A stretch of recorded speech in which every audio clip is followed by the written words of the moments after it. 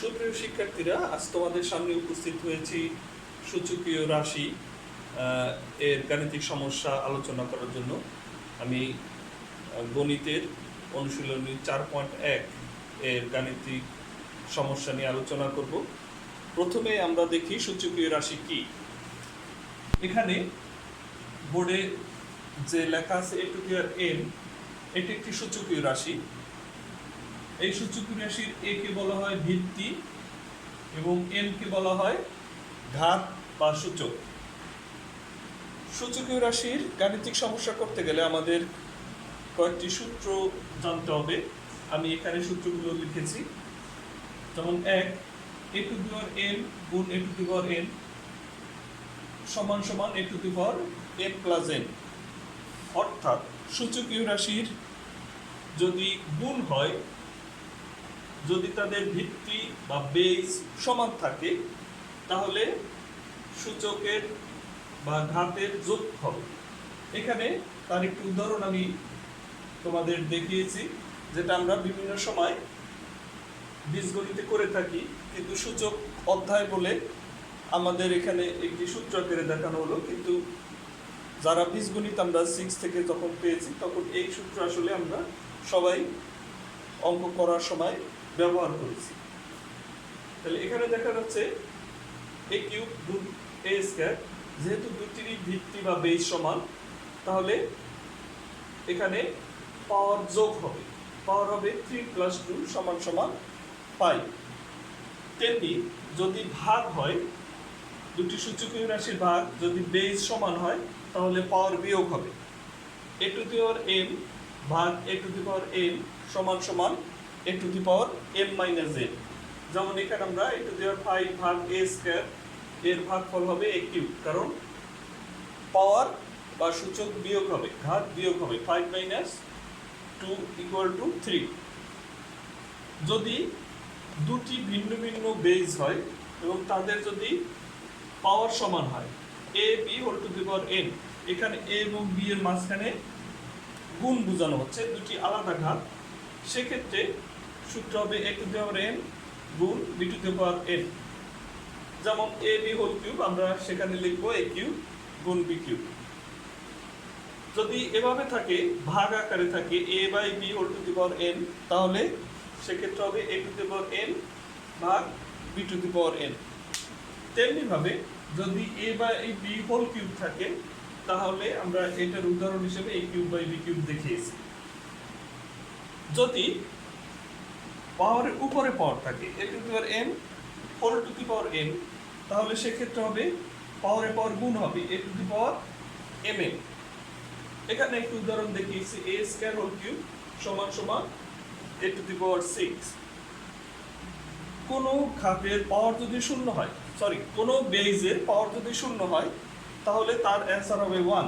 সে যত বড় সংখ্যাই হোক না কেন, এখানে আমি 5⁴0 দিয়েছি, তুমি যদি 100⁴0 দাও, তার অ্যান্সারও 1ই হবে। তার মানে যে কোনো বেজের পাওয়ার শূন্য হলে তখন তার অ্যান্সার হবে 1। তেমনি 7 নম্বরের আরেকটি সূত্র a⁻m, অর্থাৎ যদি পাওয়ার কখনো মাইনাস থাকে, তাহলে সেক্ষেত্রে 1/a⁴m, তার মানে পাওয়ারটি প্লাস হয়ে যাবে। এখানে সংখ্যা দিয়ে দেখেছি a⁻³ সমান 1/a³। এখান থেকে দেখা যাচ্ছে যে উপরে 1 দিয়ে পাওয়ারটি ধনাত্মক হবে। এই 4.1 অনুশীলনী করতে গিয়ে আমাদের মোটামুটি এই সূত্রগুলির ব্যবহার হবে। আমরা এখন অনুশীলনীর গাণিতিক সমস্যায় যাব।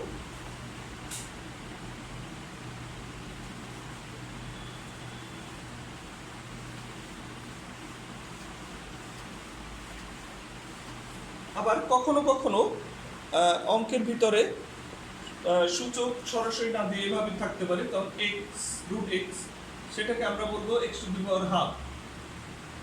যদি √3x হয়, তাহলে হবে x⁻⁴. এভাবে যদি 4 হয়, তাহলে x⁻⁴. এগুলো আমাদের অঙ্কের ক্ষেত্রে ব্যবহার করতে হবে, আমরা শিখে নিলাম। এবারে আমি অনুশীলনীতে যাই। অনুশীলনী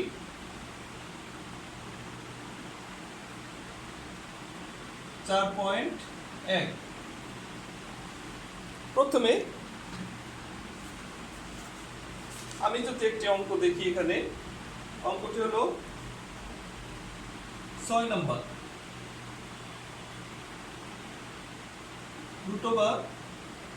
√(x⁻1y into y⁻1 z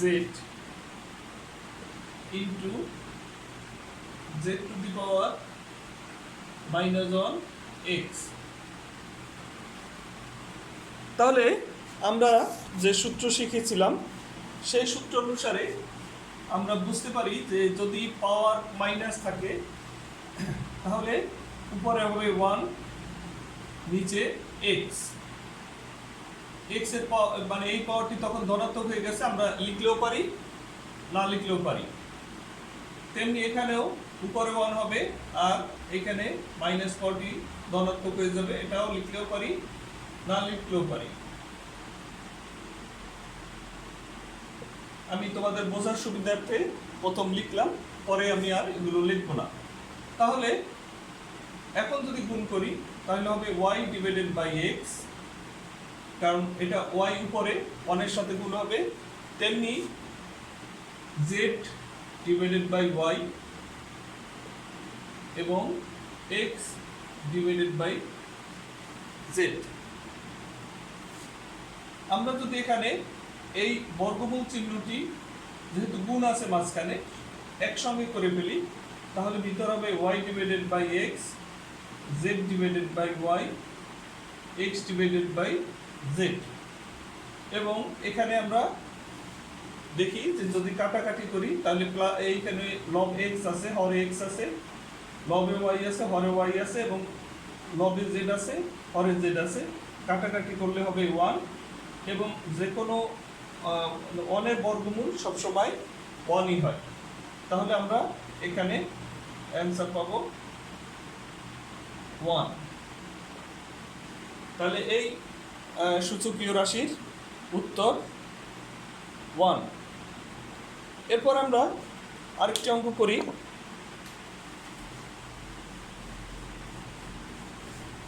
7 নম্বর বইয়ের 7 নম্বর আছে 2n+4 বিয়োগ 4 into 2n+1 divided by 2n+2 ভাগ 2।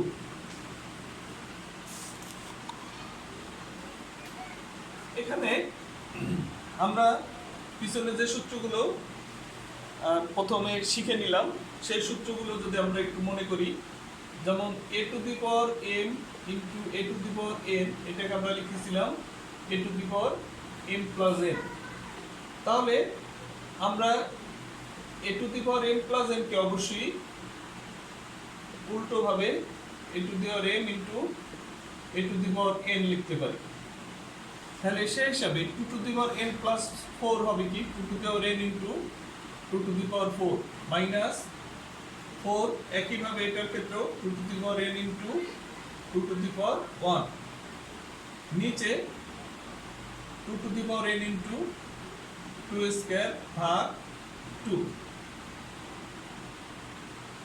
এখন এখানে কমন যায় 2n, তাহলে দুটি থেকে কমন নেওয়ার পরে থাকে 2⁴ মাইনাস 4 into 2, নিচে 2n, এখানে হবে 4 ভাগ 2,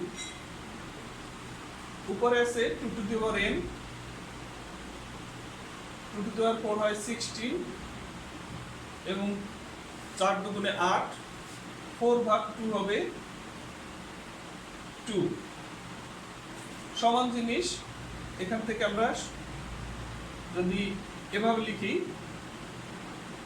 আর 16 বিয়োগ 8 হবে 8, ভাগ 2, তাহলে হবে 2 টু দি পাওয়ার 0 ইন্টু 4।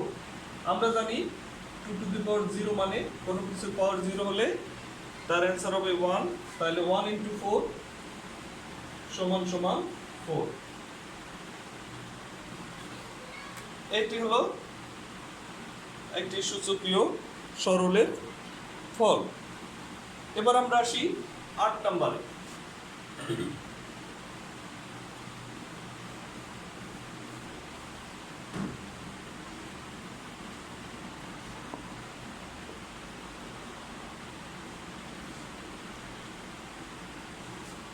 আট নম্বরে আছে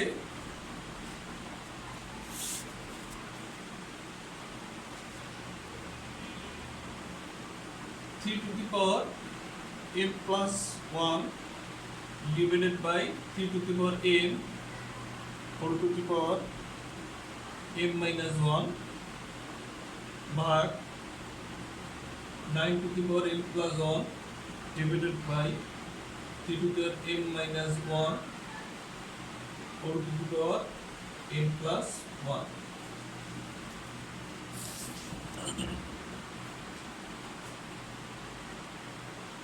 সুপ্রিয় শিক্ষার্থীরা, আমরা এখানে বেশিরভাগ ক্ষেত্রে 3 ভিত্তি দেখতে পাচ্ছি, শুধুমাত্র একটিতে আছে 9, সেটিকে আমরা 3 ভিত্তিতে নিয়ে যেতে পারি। এবং আমরা যে সূত্রগুলো শিখেছিলাম তার মধ্যে একটি সূত্র ছিল a to the power m whole to the power n, তার মানে পাওয়ারের উপরে যদি আবার পাওয়ার থাকে তাহলে পাওয়ার দুটি গুণ হয়। তাহলে এখানে আমরা উপরে এটি স্বাভাবিকভাবে লিখি, এখানে লিখতে পারি m ইন্টু m মাইনাস 1। একইভাবে 9 কে লেখা যাবে 3 স্কয়ার উপরে m প্লাস 1। এখানেও লেখা যায় পাওয়ারের উপর পাওয়ার থাকার জন্য m minus 1 into m plus 1। 3 to the power m plus 1, এখানে আমরা গুণ করতে পারি m স্কয়ার মাইনাস n ভাগ, এখানেও পাওয়ারের উপরে পাওয়ার আছে, আমি যদি একটি লাইন কম করতে চাই তাহলে 2 দিয়ে একসঙ্গে গুণ করতে পারি, টুয়াইস m প্লাস 2। আর নিচে হবে a plus b into m minus b সূত্র, m স্কয়ার মাইনাস 1 স্কয়ার। এবারে সরলে আমরা জানি ভাগ থাকলে গুণ হবে এবং এই পরের ভগ্নাংশটি উল্টে যাবে। তাহলে আমরা সেই কাজটি করি, 3 to the power m square minus m গুণ দিয়ে উল্টাই দেই 3 to the power m square minus 1 স্কয়ারে তো 1ই হয়, তাইলে আমরা নিচেরটা উপরে লিখলাম 3 to the power m square minus 1 আর নিচে লিখলাম 3 to the power twice m plus 2। পরবর্তীতে যেহেতু আমরা জানি গুণ থাকলে এবং বেজ যদি সমান হয় তাহলে গুণ থাকলে পাওয়ার যোগ হবে। তাহলে দেখো উপরে হরে গুণ আছে দুটি বেজ 3, তাহলে আমরা সেক্ষেত্রে গুণে পাওয়ার যোগ করতে পারি m প্লাস 1 যোগ m স্কয়ার মাইনাস 1। তেমনিভাবে নিচেও গুণের জন্য পাওয়ার যোগ দিতে পারি m square minus m plus twice m plus 2। এখন এখানে প্লাস 1 মাইনাস 1 বাদ হয়ে যায়, আমি এর পাশে করি, বাদ হয়ে গেলে উপরে থাকে 3 to the power m plus m square, নিচে থাকে m square 3 to the power m square minus m plus n twice n হলো m এবং 2। এবারে আবার ভাগের সূত্র, আমরা ভাগের সূত্র জানি যে a to the power m ভাগ a to the power n হলে হবে a to the power m minus n। এই সূত্র আমরা দেখে আসছি, তো এখানে ভাগ আছে সেজন্য আমরা কি করব, বিয়োগ করব পাওয়ার দুটি।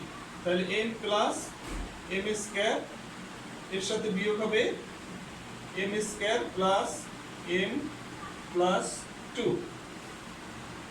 তাহলে এবারে আমরা যদি লিখি ব্র্যাকেট উঠিয়ে দেই, তাহলে m plus m square minus m square minus m minus 2।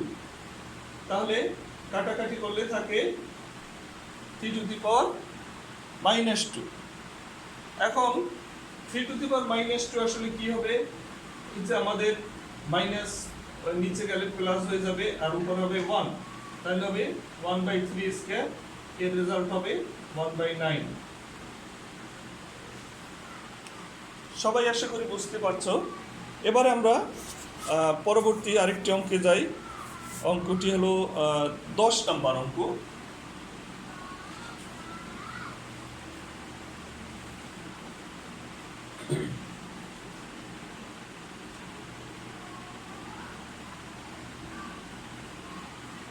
দশ নম্বর অঙ্কে একটি প্রমাণ করতে বলা হয়েছে। তো বাম পক্ষ যা দেয়া আছে সেটা সমান সমান ডান পক্ষ হাফ, দ্যাট মিনস 1/2 প্রমাণ করতে বলা হয়েছে। আমরা 10 নম্বর অঙ্কটি তুলি, বাম পক্ষ তুলি এবং আমরা হাফ প্রমাণ করব। তাহলে 10 নম্বরের বাম পক্ষ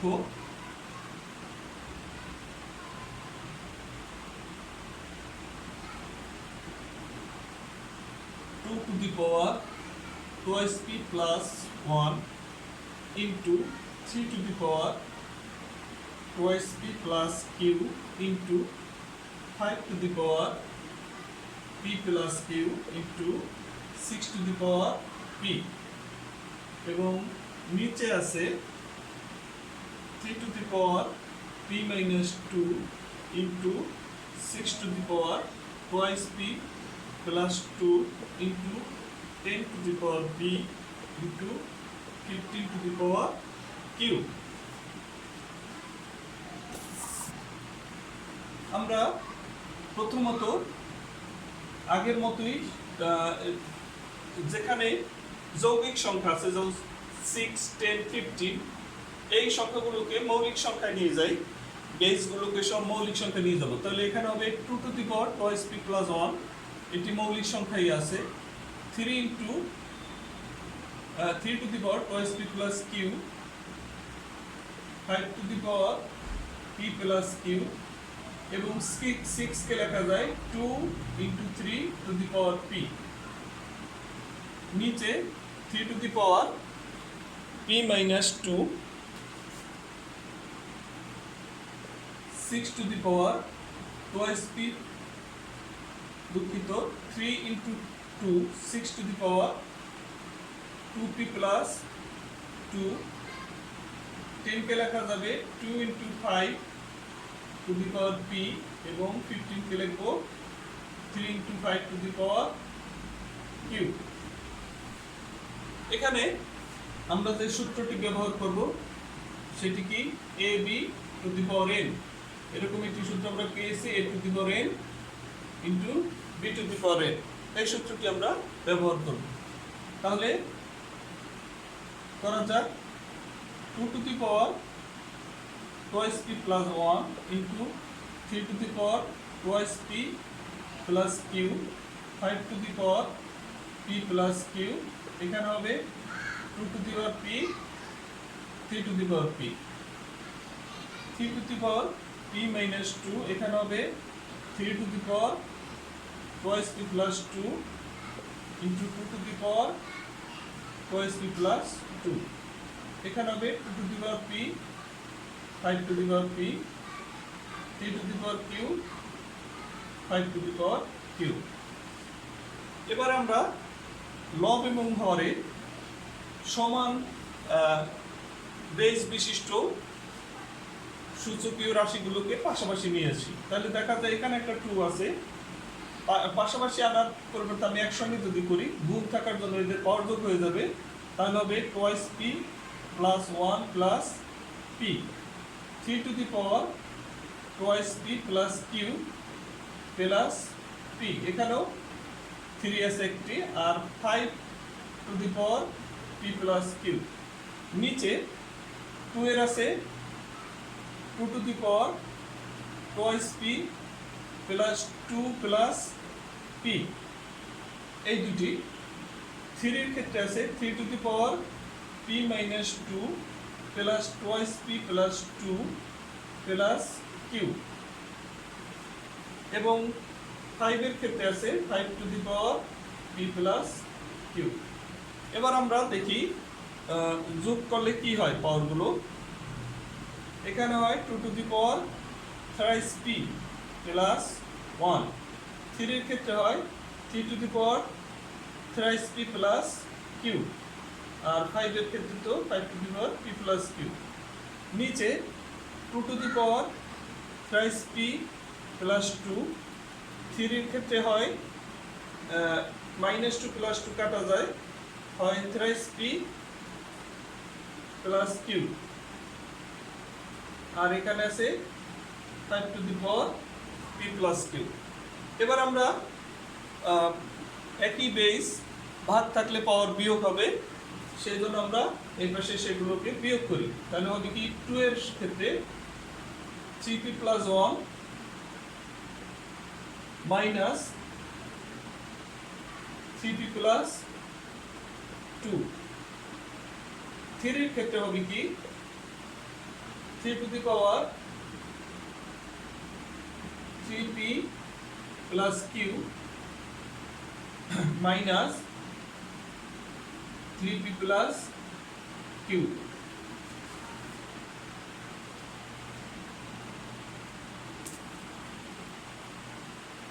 একইভাবে 5 এর ক্ষেত্রে 5 to the power p plus q minus p plus q।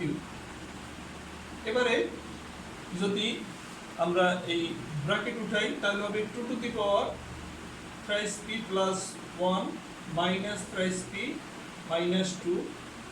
3 to the power thrice p plus q minus thrice p minus q। একইভাবে 5 to the power p plus q minus p minus q। এখানে 2 এর ক্ষেত্রে 3p বাদ দিলে থাকে 1 minus 2, তার মানে -1। 3 to the power 3p বিয়োগ গেলে এবং q minus q, তাহলে 3 to the power 0 থাকে। 5 এর ক্ষেত্রেও 5 to the power 0 থাকে। এবার আমরা জানি উপরে 1 হবে আর এটা নিচে 2 to the power 1। যে কোনো কিছুর পাওয়ার 0 থাকলে ফল হবে 1, 5 to the power 0 1। তাহলে সব মিলিয়ে এটাই ছিল ডান পক্ষ। তার মানে আমরা প্রমাণ করতে সক্ষম হলাম সুতরাং বাম পক্ষ এবং ডান পক্ষ সমান।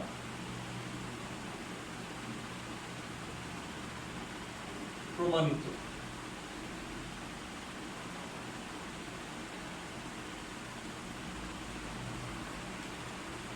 তো আমরা আবার সূচকীয় রাশির আরেকটি পর্ব করব এবং তখন তোমাদের এই অনুশীলনীর বাকি গাণিতিক সমস্যাগুলো দেখানোর চেষ্টা করব। তো আজকে এখানেই বিদায়। সবাই ভালো থাকো, সুস্থ থাকো এবং নিজের স্বাস্থ্যের দিকে খেয়াল রাখো, পরিবারের প্রতি নজর রাখো এবং নিয়মিত পড়াশোনা করো। সবাইকে ধন্যবাদ।